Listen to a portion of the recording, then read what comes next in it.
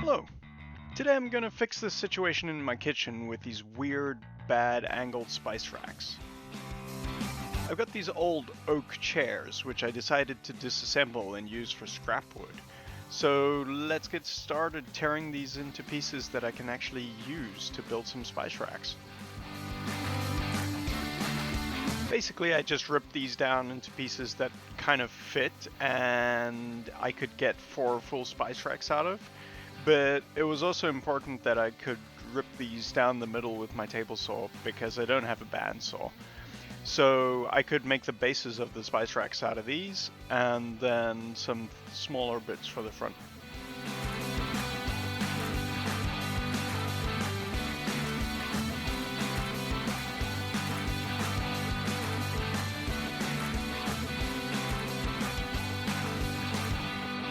Then we go to cross-cutting them to length, first on the one side, and once I've got all of them, then I just push them up against the fence and get the correct width.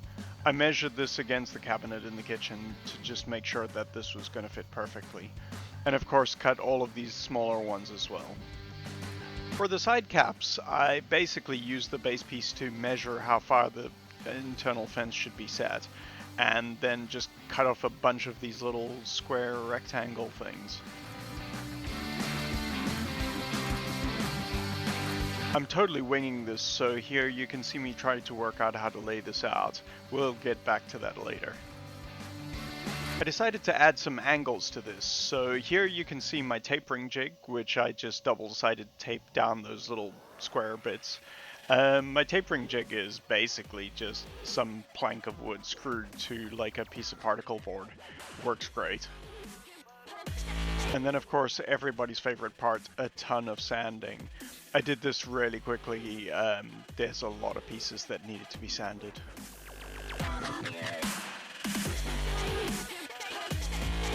Using some painter's tape just to kind of like clamp this, I decided to stick the fronts on and just immediately glue them together.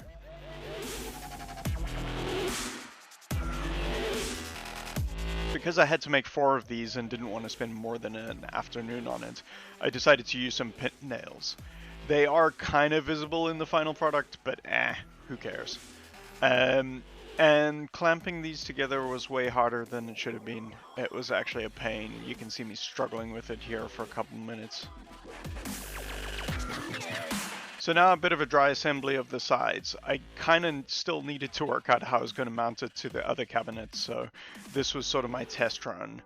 And then of course the classic super glue activator and wood glue trick just to keep things in place as like a temporary clamp.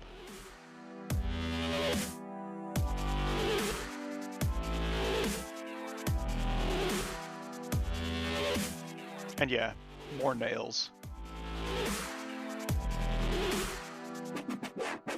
I think I've said this before, but my nail gun, at least this one, really sucks. So every once in a while I just have to hammer stuff in a bit. It's not great.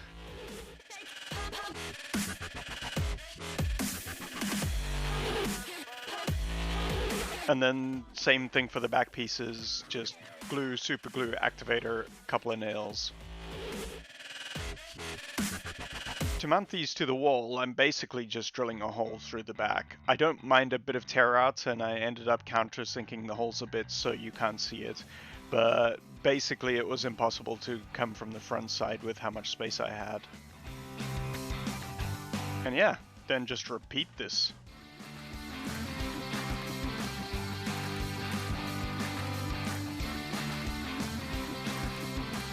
And now finishing time.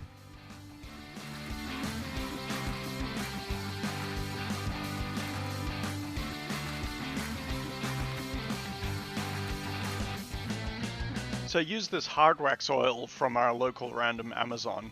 Works pretty well, I've used it on desk projects before.